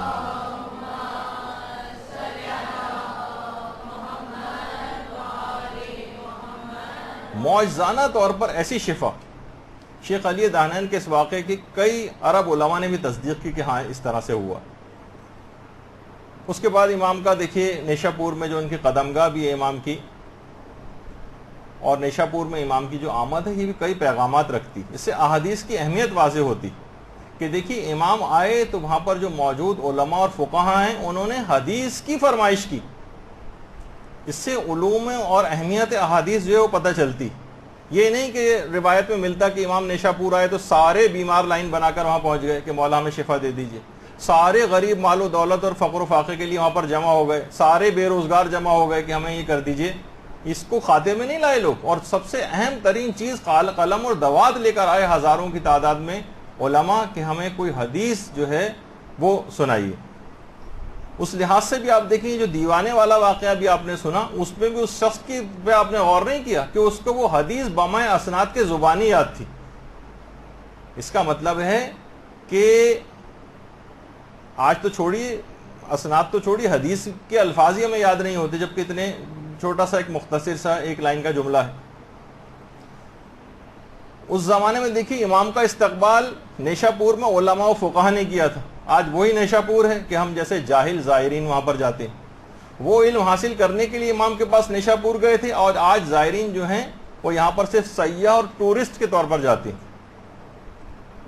تو نیشاپور کا پیغام یہ ہے وہاں جانے کا کہ عمومی زندگی گزارنے کے لیے، زندگی کو ایک اسلامی ڈھنگ کے ساتھ گزارنے کے لیے جتنی بھی احادیث امام کی آپ یاد کر سکیں زبانی طور پر ان کو یاد کرنا چاہیے۔ دیکھیے یہ جو حدیث ہے یہ سامانی عمرہ جو تھے اس زمانے میں اس کو ایک حاکم نے سونے کے پانی سے لکھوا کر باقاعدہ اپنے گھر میں رکھا تھا، اس کے بعد وصیت کی تھی کہ اس کو ساتھ میں قبر کے اندر دفن کیا جائے۔ اور جب اس سامانی حاکم کو یہ سلسلۃ الذہب اس کے ساتھ قبر میں دفن کی گئی، پھر وہ لوگوں کے خواب میں آئے اور کہا کہ خدا نے اس حدیث کے عزت و احترام کی وجہ سے مجھ کو بخش دیا۔ اللہم صلی علی محمد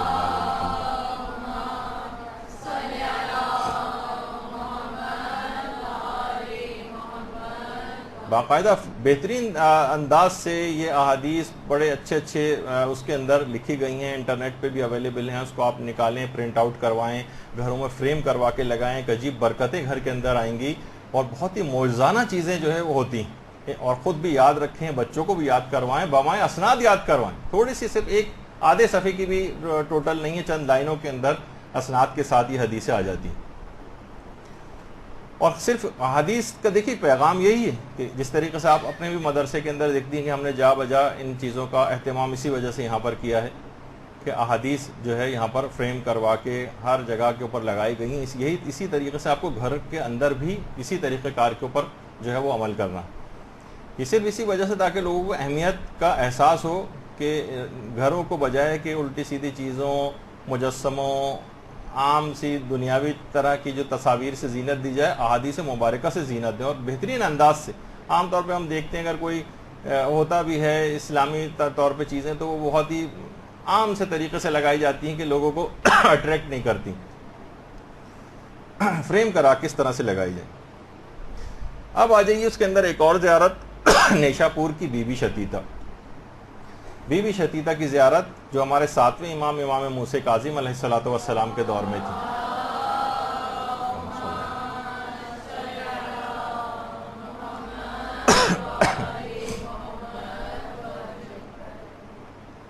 دوسری صدی ہجری میں نیشا پور میں انہوں نے زندگی گزاری ہے، اور محمد ابن علی نیشا پوری کا جو واقعہ ملتا ہے کہ جن کو انہوں نے 1 درہم اور کپڑے کا ایک ٹکڑا خمس کے طور پر امام کے پاس بھجوایا تھا، اور امام نے ان کو سلام کہلوایا تھا بی بی شتیتا کو، 40 درہم بلکہ دیے تھے، اور اس کے ساتھ کفن کا ایک ٹکڑا بھی دیا تھا، کہا تھا اس کفن کا جو دھاگا ہے بی بی شتیتا کے لیے امام نے جو دیا تھا وہ میری دادی فاطمہ اور میری بہن حلیمہ نے اس کے اوپر کام کیا ہے، اور اپنا تیار کردہ کفن امام نے ان کو شتیتا کو گفٹ کے طور پر دیا تھا۔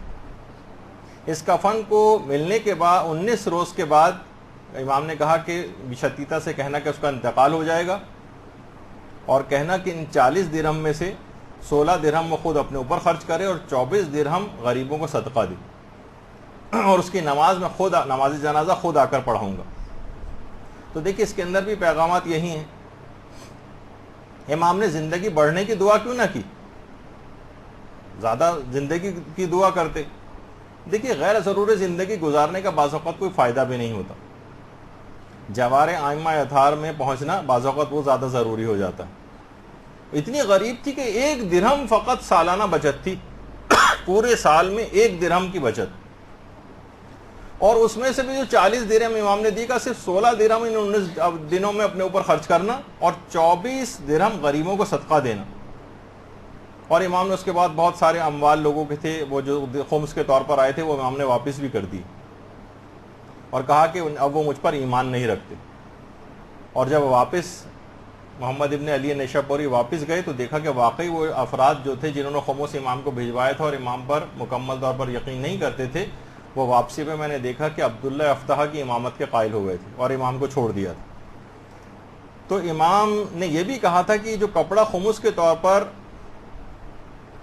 شتیتا نے بھجوایا ہے، وہ جو کپڑے کا ٹکڑا تھا وہ میں نے اپنے کفن کے لیے رکھ لیا۔ جس طریقے سے حبابہ والبیہ کو بھی ایک کفن کا پیرہن جو ہے وہ امام نے دیا تھا۔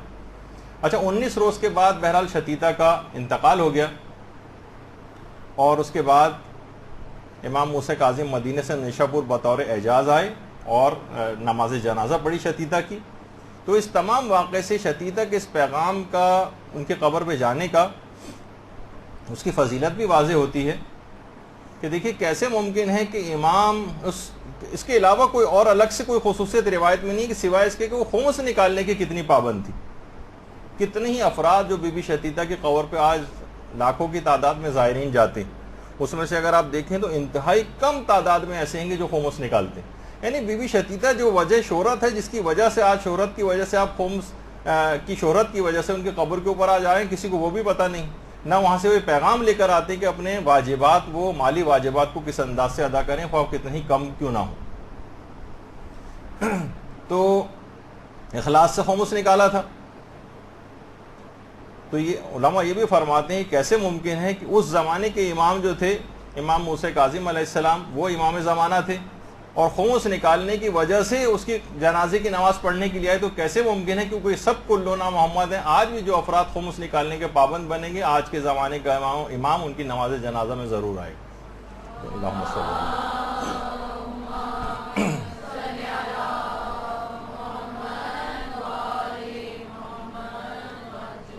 ذکیہ عبداللہیان ایک رائٹر ہیں جنہوں نے باقاعدہ ایک مضمون لکھا ہے جس میں ایک مجتہد کے حوالے سے اس کو لکھا ہے کہ جب وہ زیارت کے لیے نیشا پور گئے تو نیشا پور میں جو بی بی شتیتہ کی قبر مبارک تھی، بس ٹھیک، جو مقبرہ ہے باقاعدہ ان کا، تو وہاں پر ایک عرب جو کہ کسی خلیجی ملک کا تھا، وہ دیکھا کہ وہاں پر آ کر بہت خوش الحانی کے ساتھ تلاوت قرآن کر رہا ہے ان کی قبر پر۔ جب جا کے اس سے پوچھا کہ تم مسلسل اتنی زیادہ تلاوت قرآن کیوں کر رہے ہو یہاں پر، اس نے کہا کہ میں بے اولاد تھا اور انتہائی مایوس تھا، میں نے باقاعدہ بی بی شتیتہ کی قبر کے اوپر آ کر نظر مانی تھی کہ اے بی بی، اگر آپ کی دعا کی برکت سے میں صاحب اولاد ہو گیا تو میں پورا قرآن آپ کی قبر پہ بیٹھ کر ختم کروں گا، اور میں 1 سال کے اندر اندر صاحب اولاد ہو گیا ہوں اور اب اپنی نظر پوری کرنے کے لیے یہاں پر آیا ہوں۔ اللہم صلی اللہ علیہ وسلم۔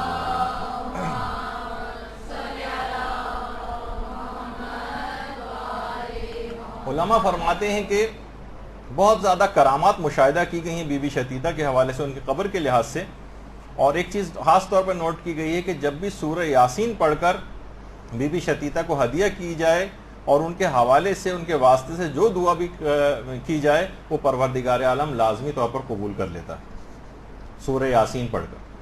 تو بہرحال یہ ایک بات بیان کرنا تھی کہ ہر جگہ کی دیکھیے زیارت کا ایک خاص پیغام ہے، اس پیغام کو لیے بغیر اگر زائر وہاں سے واپس آئے گا تو بس وہ ایک سیاح سمجھیے، ایک ٹورسٹ سمجھیے، بس ایسی کوئی جس طرح چھٹیاں گزارنے لوگ جاتے ہیں، اگر پیغام لے کر وہاں سے واپس آ کر اس پر عمل درآمد نہ کیا تو اس کو زائر نہیں کہا جا سکتا۔ وہاں پر خواجہ مراد کی قبر بھی ہے، یہ بھی اصحاب امام رضا علیہ السلام میں ان کا شمار ہوتا ہے۔ اللہم صلی علی محمد و علی محمد۔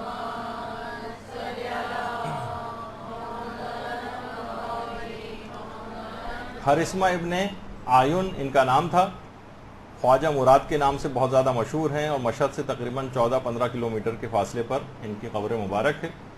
بہرحال اس کا بھی دیکھیے پیغام یہی ہے کہ خدمت امام کے لیے زمانے کا کوئی فرق نہیں ہے، اور آج بھی کوئی شخص امام کے لیے کام کرے، امام کے مشن کے لیے کام کرے تو وہ بھی خادم امام ہی شمار ہوگا۔ صرف آپ یہ مت سوچیے کہ بس یہ خدمات جو تھیں، جو خواجہ مراد ہیں، ابا سلط ہیں، جو دیگر اور اصحاب ہیں، یہ فقط وہی اس فضیلت کو حاصل کر گئے، نہیں، ان کے مشن و مقصد کو آج بھی کوئی اسی طریقے سے عملی جامہ پہنائے اور ایک مکمل اخلاص کے ساتھ لگ جائے تو وہ بھی خادم امام ہونے کا شرف حاصل کر لے گا۔ کہ امام کے دور دراز ملکوں کے اندر جو اصحاب تھے اور امام کے لیے خدمت انجام دیتے تھے، جن کی سالہ سال بھی امام سے ملاقات نہیں ہوتی تھی، کیا وہ امام کے خادم نہیں تھے؟ تو اسی طریقے سے چاہے وہ زمانی فرق آ جائے، چاہے مکانی فرق آ جائے کہ وہ کسی دور دراز کے ممالک میں بھی ہوں، لیکن خدمت انجام دے رہا ہوں تو اسی شرف و فضیلت کو حاصل کر سکتے ہیں۔ ایک اور بھی ہے وہاں پر خواجہ ربی، یہ ضرور آپ کو بتانا ہے کہ دیکھیے تاریخ میں ان کو خواجہ ربی کو اصحاب رسول میں سے بھی کہا جاتا ہے، خود امیر المومنین کے لشکر کے سردار بھی رہے تھے، لیکن علماء کی ان کے بارے میں دو آراء ہیں، پازیٹیو بھی ہیں، نیگیٹو بھی ہیں۔ دیکھیے اگرچہ وہاں پر ان کا باقاعدہ روضہ جو یعنی اس طرح سے مزار جو ہے وہ بنایا گیا ہے، وہ علماء کے جن کی خواجہ ربی کے متعلق پازیٹیو رائے ہے اس میں علامہ ہلی بھی ہیں، محقق اردبیلی بھی ہیں، علامہ مامقانی ہیں، کشی ہیں جن کی رجال کشی ہے، اور اپنی کتابوں میں ان افراد نے ان کو زہاد زمانہ میں سے یعنی زاہدوں میں سے قرار دیا۔ لیکن وہ علماء کے جن کی رائے ان کے متعلق نیگیٹو ہے، ان میں شہید مطہری ہیں، محسن امین عاملی ہیں، خود شیخ عباس قمی ہیں سفینۃ البحار میں، باقاعدہ ریاض العلماء جو کتاب ہے اس کے اندر باقاعدہ ان سب کے اقوال بھی نقل کی گئی اور سخت تنقید خواجہ ربی کے اوپر کی گئی۔ معجم الرجال الحدیث میں آیت اللہ خوئی نے بھی ان کے متعلق یہی لکھا ہے کہ یہ مشکوک تھے کہ جب جنگ صفین واقع ہو رہی تھی تو یہ فیصلہ نہیں کر پا رہے تھے کہ امیر المومنین حضرت علی ابن ابی طالب علیہ السلام اور معاویہ جو حاکم شام تھا اس میں کون حق پر، کہ مشکوک ہو گئے تھے، اور امامت پر ان کا شک اس قدر بڑا تھا کہ امام حسین کی مدد کے لیے کربلا بھی نہیں گئے تھے، مدد کے لیے کربلا نہیں گئے تھے، اور غیر جانبدار سے ہو گئے تھے، اور تقریباً 20 سال کہا جاتا ہے کہ بالکل خاموش بیٹھے رہے، بالکل خاموش رہے، بولتے بھی کچھ نہیں تھے۔ اور جس وقت شہادت امام حسین علیہ السلام کی خبر سنی تھی تو صرف زبان سے کلمہ جاری کیا تھا، انا للہ و انا الیہ راجعون، کلمہ استرجا۔ اور پھر جب یزید کے واسطے جہنم ہونے کی خبر آئی تو اس وقت بھی ایک جملہ کوئی اس کی مذمت میں زبان سے نکالا، پھر ساری زندگی افسوس کرتے رہے کہ میں نے کلمہ اس کے خلاف بھی زبان سے کیوں نکالا۔ اس طرح یہ خسرت دنیا والآخرہ، علماء فرماتے ہیں کہ دنیا اور آخرت دونوں کا خسارہ اٹھانے والوں میں سے شمار ہوئے۔ تو اگرچہ وہاں پر ان کا وہ بنایا گیا ہے، کچھ علماء کی تحقیق پازیٹیو بھی ہے ان کے متعلق، لیکن زیادہ تر علماء نے تنقید کی ہے کہ جنگ صفین میں بھی ایک طرف ہو گئے تھے اور فیصلہ نہیں کر پائے تھے کہ حق پہ کون ہے، تو اچھا کتنا بڑھا کہ امام حسین کی مدد کے لیے کربلا تک بھی نہ گئی۔ بہرحال اب کوئی جانا چاہے، وہاں اکثر لوگ جاتے بھی ہیں۔ پیغام یہی ہے کہ دیکھیے اپنے عقائد کو بے انتہا مضبوط کرنا چاہیے اور مشکوک نہیں ہونا چاہیے، اور کبھی بھی مشکوک افراد سے، غیر معیاری جن کے پاس دینی علم سے جو ناشنا ہیں، ان کا دینی علم غیر معیاری ہے، ایسے خطبہ یا ایسے ذاکرین ان سے دین نہ لیں کہ جو کہ علمی لحاظ سے مضبوط نہ ہوں، ورنہ جو چیزیں عقائد کے طور پر بیان کرتے ہیں جب آپ کتابوں میں اس کے خلاف پڑھیں گی تو آپ خود مشکوک ہو جائیں گے۔ تو اب دیکھیے، اچھا ایک ربیع بن خثیم کے نام سے ایک چھٹے امام کے بھی ایک صحابی تھے، وہ ایک الگ تھے، لیکن یہ جو ربیع ہیں، جو خواجہ ربیع کے نام سے جن کا یہاں پر مزار ہے، وہ الگ ہے۔ تو بہرحال اگر کوئی وہاں جاتا بھی ہے تو بطور عبرت کے لیے بھی وہاں پر جائے، کہ ہمیشہ پیغام لے کر آئے کہ کسی بھی غیر معیاری شخص سے مجھے اپنے دین کی باتیں نہیں لینا ہے، اور اوتھینٹک علماء سے ہمیشہ دین لینا چاہیے۔ پھر اس کے بعد وہاں پر تقریباً کچھ ہی فاصلے پر امامزادہ میامی کے نام سے، جو کہ جن کا نام یحییٰ تھا اور حضرت زید شہید کی اولاد میں سے ہی تھے، چوتھے امام کے پوتے تھے، ان کا مزار بھی، اور تقریباً یہ جگہ مشہد سے 50 کلومیٹر دور ہے، امامزادہ میامی۔ اکثر لوگ فوراً میامی بیچ کی طرف ان کا دماغ جاتا ہے، وہ نہیں، بلکہ یہاں جو جگہ میامی ہے وہ ہے۔ یہ بہرحال بنو امیہ کے مظالم سے تنگ آ کر ہجرت انہوں نے کی، عراق میں پہلے کربلا گئے، پھر مدائن گئے، پھر وہاں سے خراسان آئے۔ 18 سال کی عمر میں یحییٰ شہید کر دیے گئے۔ تو ان کی قبر پہ بھی جب انسان جائے تو باقاعدہ اس کا ایک پیغام یہ ہے کہ عقیدے اور عمل کی راہ میں ہمیشہ استقامت دکھانی چاہیے۔ یعنی بعض اوقات یہ شہادتوں کے سلسلے چلتے ہیں، اس سے مایوس نہیں ہونا چاہیے، بلکہ مزید دین میں ثابت قدم ہونا چاہیے۔ پھر وہاں پر ایک اور زیارت ہے جسے امامزادہ محروق کی زیارت کہا جاتا ہے، محروق۔ یہ بھی چوتھے امام کے پوتے تھے، اور مامون کے مظالم سے کا شکار ہوئے۔ عمر خیام کی جو قبر ہے وہاں پر، اس کے قریب ہی یہ دفن ہے، اور چوتھے امام کے جیسے کہ میں نے بتایا کہ پوتے تھے۔ قتل کے بعد ان کے سر کو تن سے جدا کیا گیا، جسم کے 2 ٹکڑے کر کے بغداد کے پل کے دونوں اطراف میں لٹکا دیے گئے، اور بعد میں ان کا لاشا اتار کے جلا دیا گیا۔ اسی وجہ سے ان کو محروق کہا جاتا ہے، یعنی جلا ہوا، ان کے لاشوں کو جلایا گیا تھا۔ تو باغ زہرا کے یہ پھول مسل کر جا بجا پھینک دیے گئے، مگر آج تک ان کی خوشبو صاحبان ایمان کی ایمان کو تازہ کرتی رہتی۔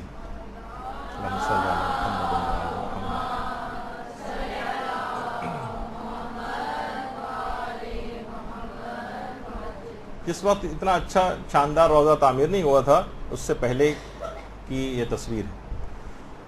اس کے بعد مشہد سے تقریباً 5 یا 7 کلومیٹر دور امامزادہ یاسر و ناصر کی قبور ہیں،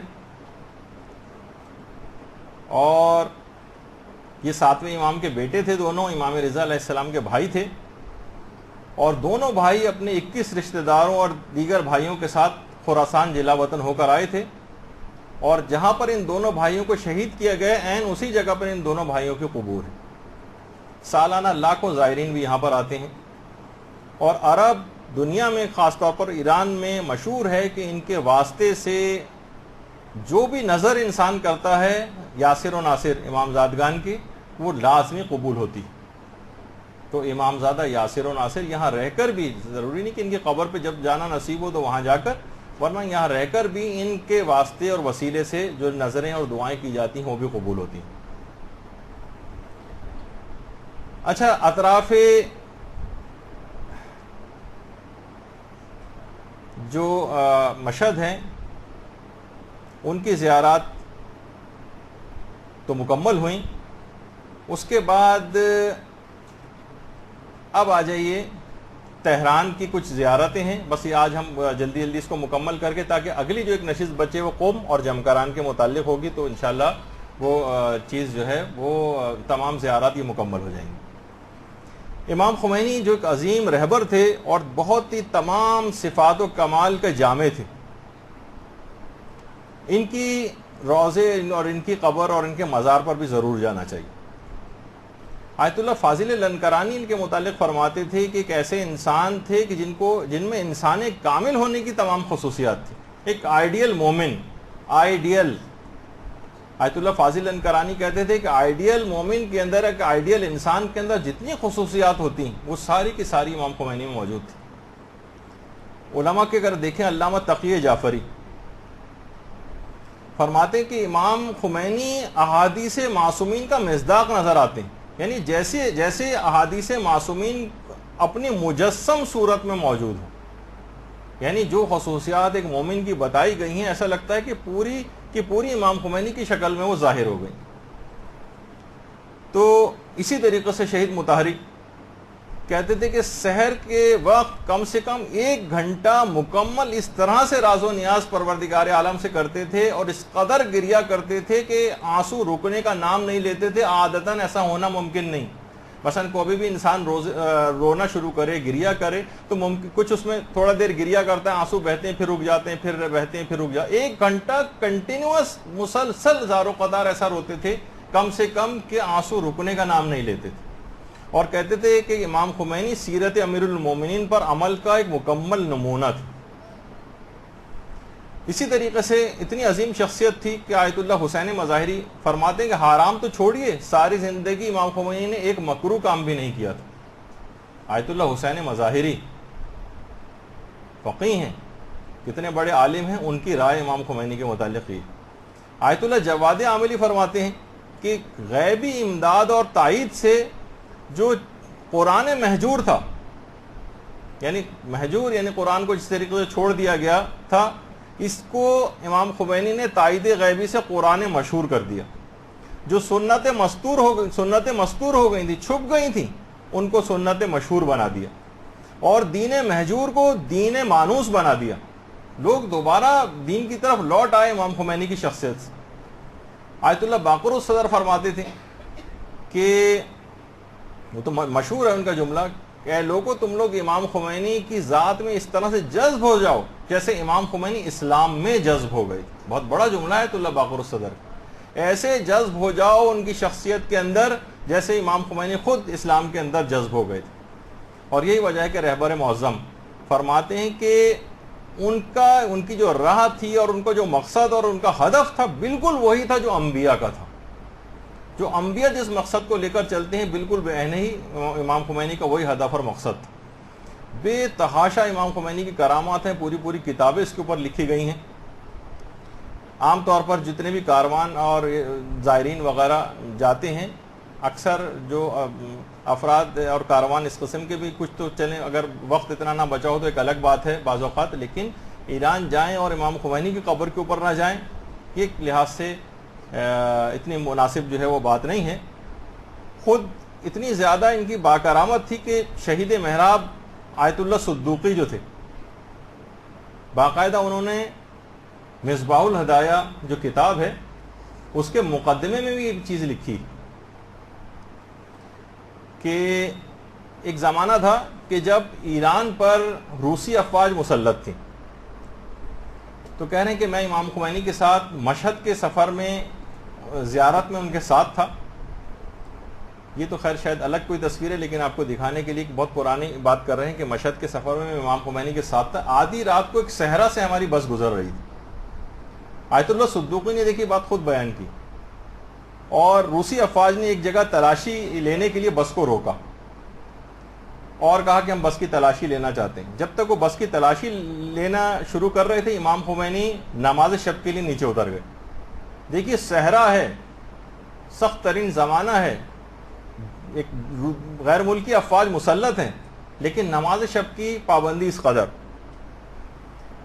اور وہ آپ کو پتہ ہے کہ بہت سارے نوافل سفر میں ساقط ہو جاتے ہیں، لیکن نماز شب سفر میں ساقط نہیں. خیر صحرا تھا، پانی کا کہنے نام و نشان نہیں تھا. امام خمینی نیچے اترے. آیت اللہ صدوقی فرماتے کہ میں نے دیکھا کہ اچانک زمین سے پانی کا ایک چشمہ نمودار ہو گیا. اللہم صلی علی محمد و علی محمد.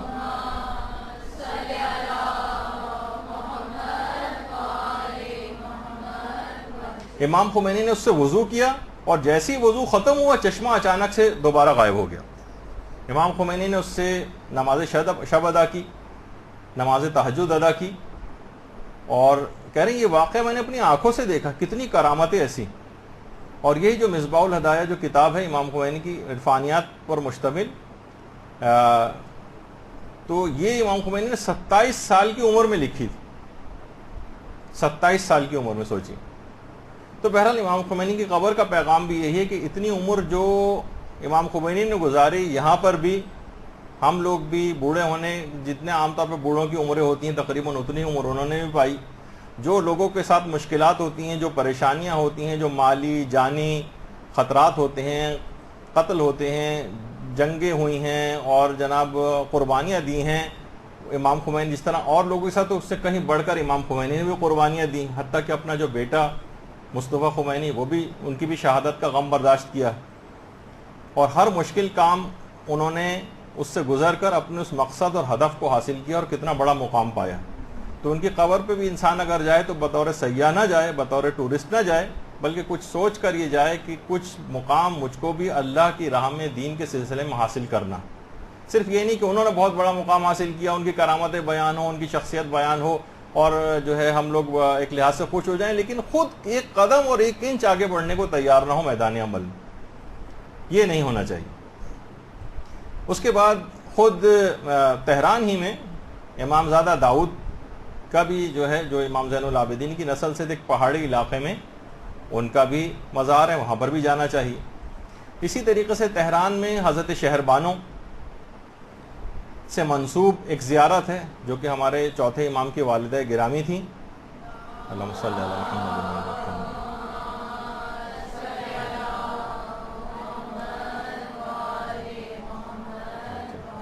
اچھا، یقینی طور پر یہ چیز ثابت نہیں ہے کہ شہربانو یہاں پر دفن، یہ معلوم نہیں، لیکن ان سے منسوب ایک جگہ ہے، اور وہ واقعہ جو ایک منسوب ہے کہ وہ یہاں پر کس طرح سے پہنچی ہیں، وہ بھی علماء کے نزدیک ثابت نہیں. البتہ ایسی دیکھیے بہت ساری شخصیات ایسی ہیں کہ جن کی دفن کی 100% یقینی طور پر نہیں کہا جا سکتا کہ ہم ان کی دفن کی جگہ پتہ. مثلا خود حضرت زہرا سلام اللہ علیہ، اللہم صلی علی محمد و علی محمد.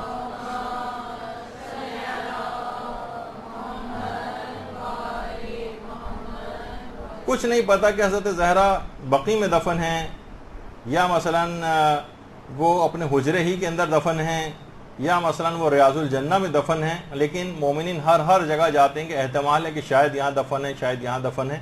ہر جگہ جا کے اپنی حاجات بھی مانگتے ہیں، ان کو سلام بھی کرتے ہیں. اسی طریقے سے حضرت زینب سلام اللہ علیہ، اللہم صلی علی محمد و علی محمد.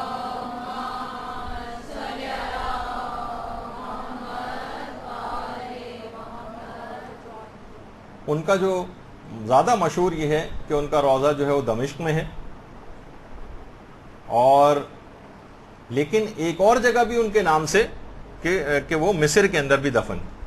یہ بھی حتیٰ کہ جو محسن امین عاملی تھے، آیت اللہ محسن امین عاملی، ان کے نزدیک تو یقینی یہ ہے کہ مصر میں دفن ہے، لیکن بہرحال زیادہ مشہور علماء کی تحقیق یہی ہے کہ وہ شام میں دمشق میں دفن. لیکن وہاں پر بھی مصر کے اندر بھی لوگ جاتے ہیں اور وہاں جو منسوب ہے حضرت زینب سلام اللہ علیہ سے جو روضہ، وہاں پر اس کی زیارت بھی کرتے ہیں. اور آیت اللہ صافی گل پائگانی وہ یہ فرماتے ہیں کہ مومنین کو چاہیے کہ وہ مصر بھی زیارت کے لیے ضرور جائیں. ایک تو کہا کہ اس سے بہت سارے اور فائدے بھی ہوتے ہیں، تبلیغات کا دروازہ کھلتا ہے، لیکن جہاں جہاں بھی احتمال پایا جاتا ہے، بہت ساری شخصیات کے متعلق احتمال پایا جاتا ہے کہ شاید وہ یہاں پر دفن ہے، دفن نہیں ہے، لیکن وہاں جا کر ان کو یاد کرنا، ان کے وسیلے سے دعا مانگنا، احتمال کیونکہ موجود ہے، کچھ روایات موجود ہیں، کچھ علماء کی تحقیقات موجود ہیں، تو جہاں جہاں احتمال پایا جاتا ہے وہاں وہاں ضرور انسان جائے. اسی طرح سے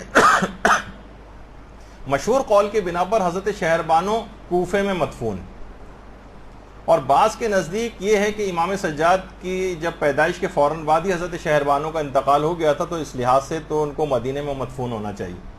تو کوفہ بھی ہے ان کی دفن کی جگہ احتمال، اور اس کے علاوہ مدینے کے متعلق بھی احتمال ہے. اور اسی طریقے سے ایک احتمال یہ ہے کہ شاید حضرت شہربانو تہران میں دفن ہے، لیکن یہ بات علماء کے نزدیک زیادہ ثابت نہیں ہے. لیکن وہاں جانے میں کوئی حرج نہیں، وہاں جا کر بھی ان کو یاد کریں، سلام پیش کریں، تو انشاءاللہ ثواب اور فائدے اور فضائل جو ہیں وہ آپ کو حاصل ہوں گے. اچھا، اسی طرح سے بس ایک آخری زیارت حضرت شاہ عبد العظیم کی، جو کہ تہران میں.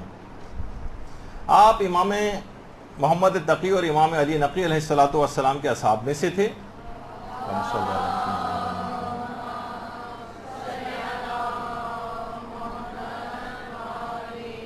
اور 4 واسطوں سے آپ کا سلسلہ نسب جو ہے وہ اوپر چلتے چلتے امام حسن سے جا کر مل جاتا ہے. تہران کے جو محلہ رہ ہے وہاں پر آپ کی قبر مبارک ہے. آیت اللہ بہجت ایک جملہ ارشاد فرماتے تھے شاہ عبد العظیم کی زیارت کے لیے کہ اہل تہران اگر ایک ہفتے میں ایک مرتبہ بھی شاہ عبد العظیم کی قبر کی زیارت نہ کریں تو انہوں نے جفا کی، غداری کی. یعنی ہفتے میں اہل تہران کے لیے کم سے کم ایک ہفتے میں ایک مرتبہ ان کی قبر کی زیارت پہ وہ ضرور جائیں. اور باقاعدہ شیخ صدوق نے ثواب الاعمال میں اور ابن قولویہ نے کامل الزیارات کے اندر معتبر جو سند کے ساتھ روایت نقل کی کہ جس میں امام علی نقی علیہ السلام نے فرمایا تھا،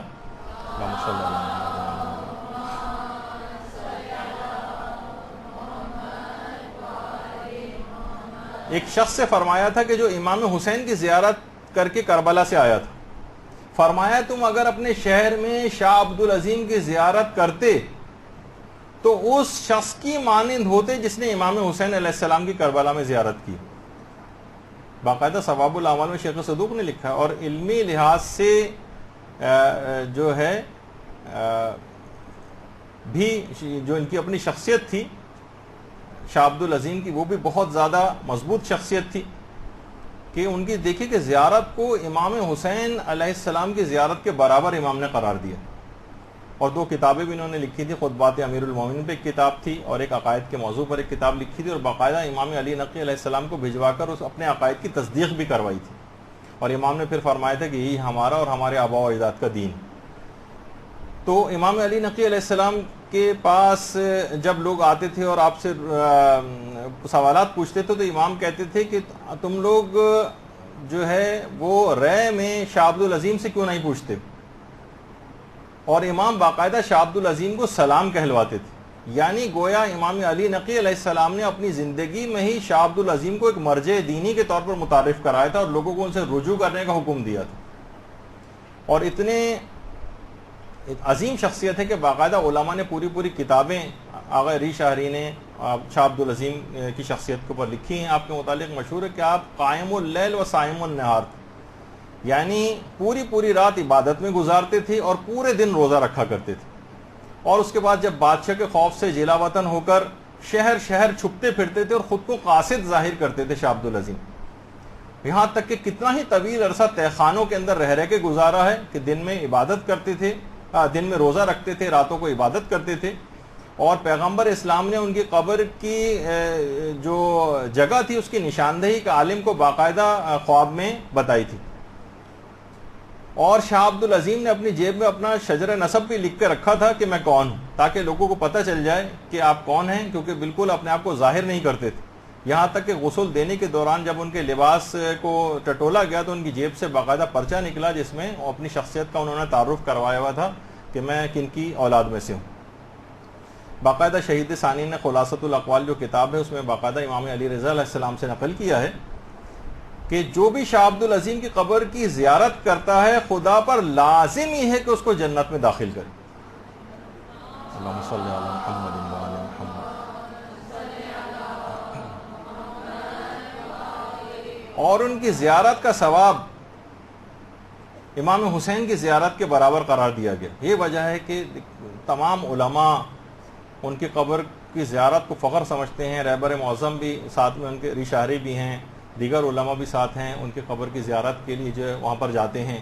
اسی طریقے سے حسن نصر اللہ بھی جب وہاں پر تہران آئے تو شاہ عبد العظیم کی قبر کی زیارت کے لیے گئے. وہاں جو مدفون علماء ہیں ان کی قبروں میں بیٹھ کے انہوں نے سورہ قدر اور دیگر جو سورہ ہیں ان کی بھی تلاوت کی.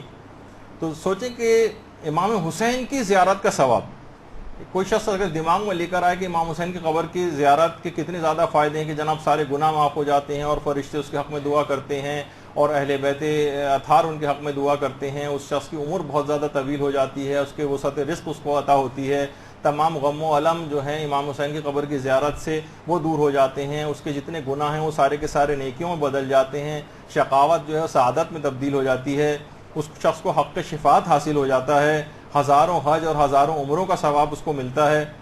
تو آپ خود دیکھیے کہ اتنا زیادہ ثواب وہ سب کا سب امام حسین کی زیارت کا جو ثواب اور فائدے ہیں وہ سارے شاہ عبد العظیم کی زیارت سے حاصل ہو جاتے ہیں. علماء نے فرمایا اس میں کوئی مبالغہ آ رہا ہی نہیں, حقیقتاً فائدے حاصل ہوتے ہیں. یا اس زمانے کے دیکھیے جو سیاسی حالات تھے, باقاعدہ امام حسین کی زیارت کے لیے جانا کس قدر جانی خوف کا باعث تھا, لوگوں کو قتل کروایا جاتا تھا جو بھی زیارت کے لیے جاتا تھا. تو بہرحال ان کی زیارت کو امام حسین کی زیارت کے برابر قرار دیے گئے. اس سے یہ بات بھی ظاہر ہوتی ہے کہ اہل بیت اطہار کے نزدیک شاہ عبد العظیم کی شخصیت کتنی زیادہ فضیلت رکھتی تھی. اور وہیں پہ ان کے جو مدفون علماء ہیں بہت سارے ایسے ہیں جیسے کہ امام زادگان حمزہ و طاہر, ان کی قبر بھی انہی کے اپنے روضے کے احاطے ہی میں ہیں. اس کے علاوہ امام خمینی کے جو استاد تھے آیت اللہ شاہ آبادی, ان کی قبر بھی یہیں شاہ عبد العظیم کے روضے کے اندر ہی ہے. آیت اللہ شاہ آبادی کی, وہاں پہ بھی انسان کو ضرور جانا چاہیے عرفا میں سے. اس کے علاوہ ملا تقی فلسفی, ان کی قبر بھی وہیں پر ہے جو آیت اللہ بروجردی کے ساتھ بیٹھے ہوئے نظر آ رہے ہیں. اس کے علاوہ آغا عبد الکریم حق شناس, جن کو کہا جاتا ہے کہ باقاعدہ یعنی اخلاق مجسم کہا جاتا تھا ان کو, عبد الکریم حق شناس کو. تو ان کی قبر کے اوپر بھی جانے, جو بھی مدفون علماء ہیں وہاں پر بھی سب کو جانا چاہیے. نہیں کہ بس صرف شاہ عبد العظیم کے گئے, باقی لوگ ایسے ادھر ادھر وزٹ کرتے ہیں اور معلوم بھی نہیں ہوتا کہ یہاں کتنی عظیم شخصیت اور بھی دفن.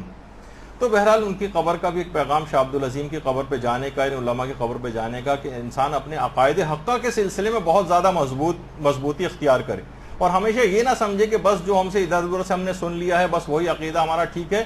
شاہ عبد العظیم جن کی زیارت سے جنت واجب ہو رہی ہے, جن کی زیارت امام حسین کی زیارت کے برابر قرار پا رہی ہے, انہوں نے بھی اپنے تمام عقائد لکھ کر باقاعدہ امام علی نقی سے باقاعدہ تصدیق کروائی کہ میرے عقائد صحیح بھی ہیں یا نہیں. آج سب سے زیادہ لاپرواہ ہم اپنے عقائد کے سلسلے میں. تو ان کی قبر کا ایک پیغام یہ بھی ہے کہ انسان اپنے عقائد کے سلسلے کو مضبوط کرے اور سخت ترین حالات کے اندر بھی اپنے دین کے اوپر ویسے ہی عمل پیرا ہو کہ جس طریقے سے شاہ عبد العظیم نے عمل کر کے دکھایا. بعض اوقات ہجرتیں بھی کرنا پڑتی ہیں اور بعض اوقات جو ہے سخت ترین حالات بھی مومنین کو جو ہے وہ برداشت کرنا ہوتے ہیں. تو اس طریقے سے یہ تمام زیارات جو کہ تہران کے سلسلے کی ہیں وہ بھی آج یہاں پر مکمل ہوئیں. بس انشاءاللہ اگلی دفعہ سے اب صرف قم کی زیارت بچی ہیں اور قریب میں اس کے جم کر آنے, وہ اگلی دفعہ ہم اپنی اگلی نشست میں بیان کریں گے. وصلی اللہ علی محمد وآلہ الطیبین الطاہرین. اللجن اللجن اللجن اللجن یا مولا اللجن اللجن اللجن اللجن اللجن اللجن اللجن یا صاحب السماء